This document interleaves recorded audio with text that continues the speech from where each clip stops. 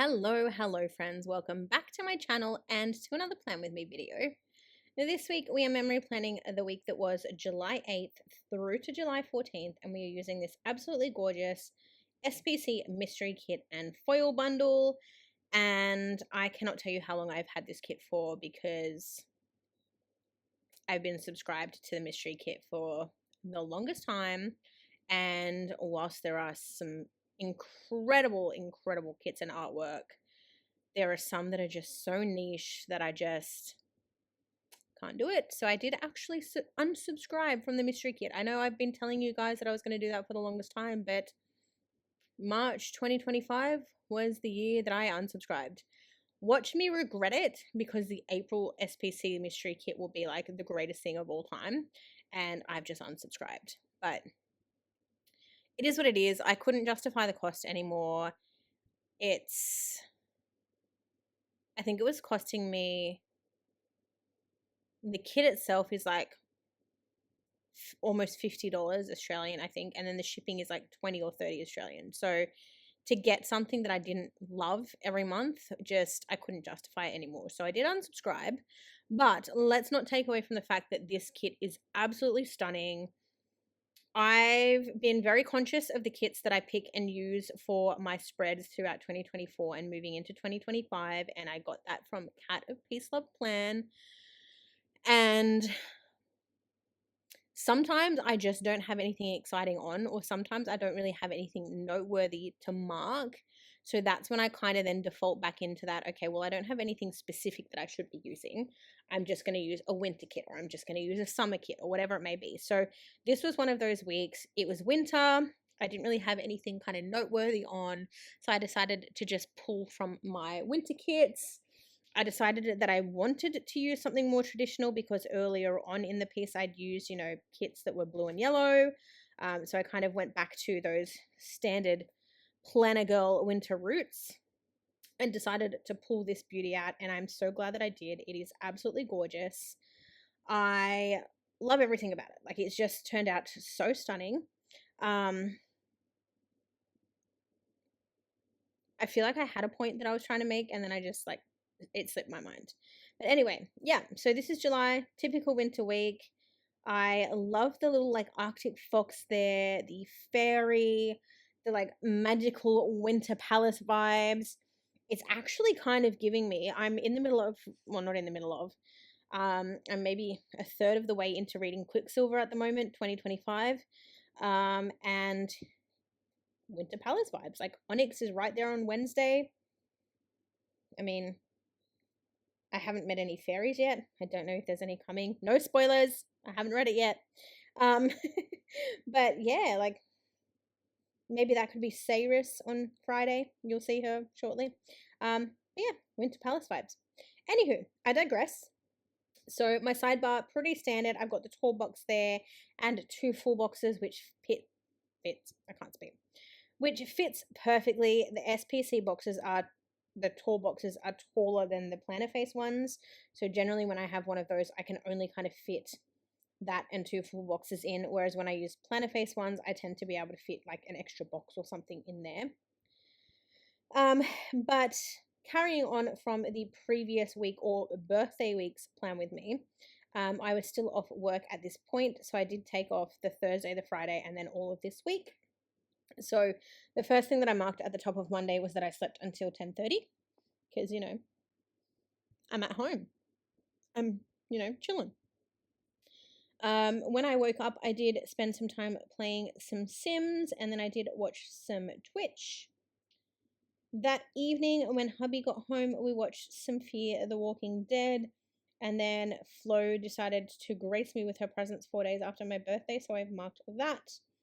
And then if you recall from my previous Plan With Me, I mentioned that for my birthday, my husband got me a Kindle, and I started reading my first book on it on the Sunday, and I decided that I was going to read The Tattooist of Auschwitz.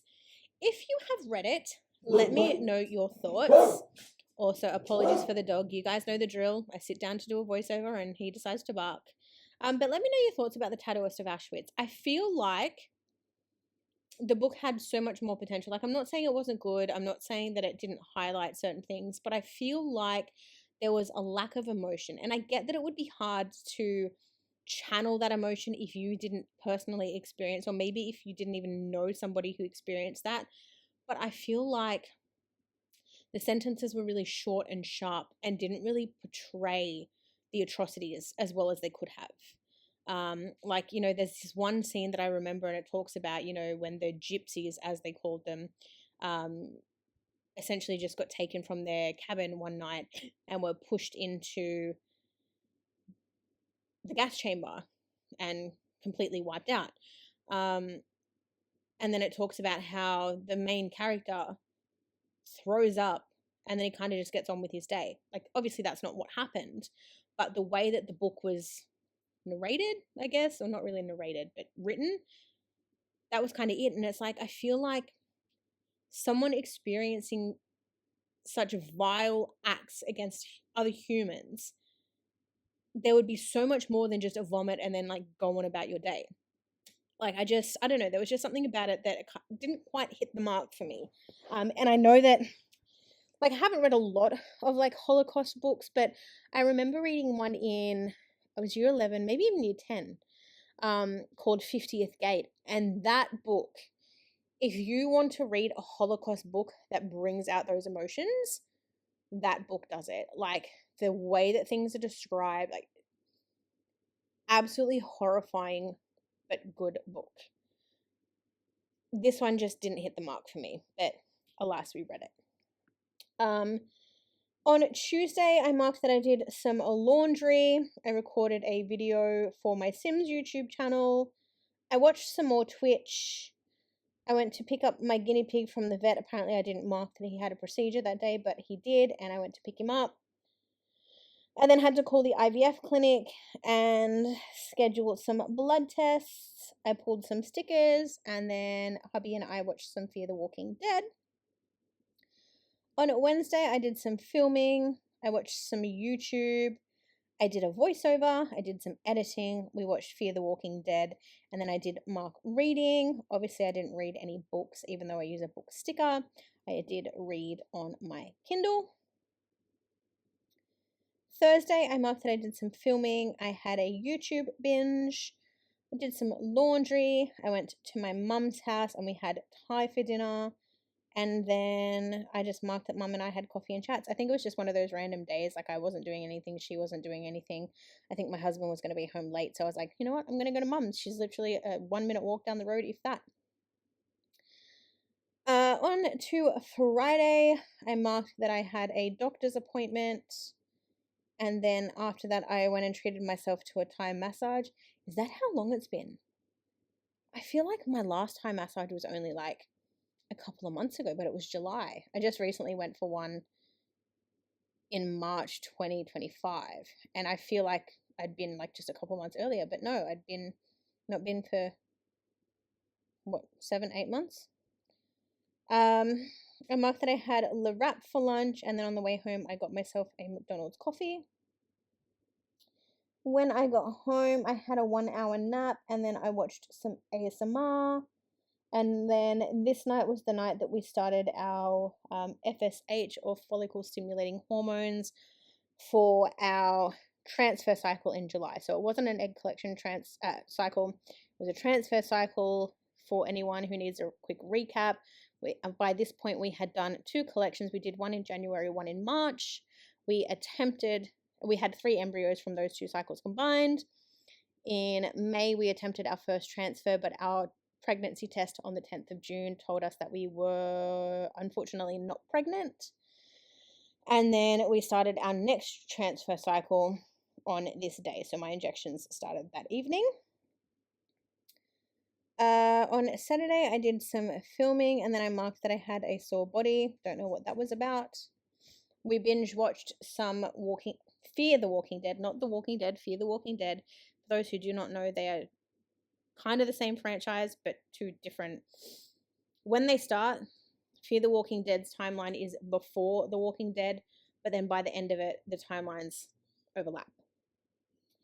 I then marked that I did an order for the guinea pig. I marked that I hung out with the boys again. That just means my husband and my 2 dogs and I sat on the couch and did whatever we did.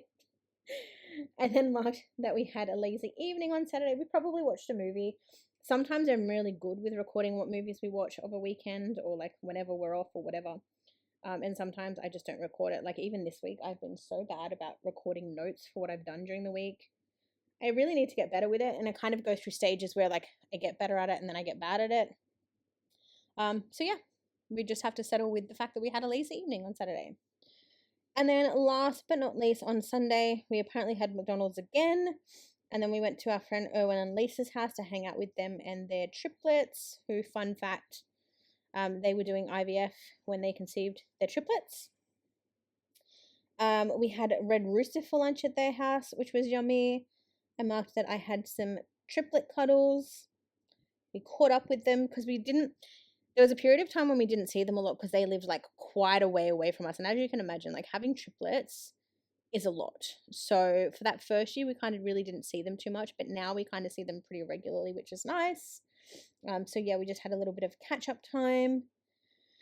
And then once we were done there, I just finished out Sunday by marking that we came home to relax. So we would have just planted our little booties on the couch, not done much of anything, and hung out with our dogs. That is another plan with me done. And I'll see you all soon for another one. Bye.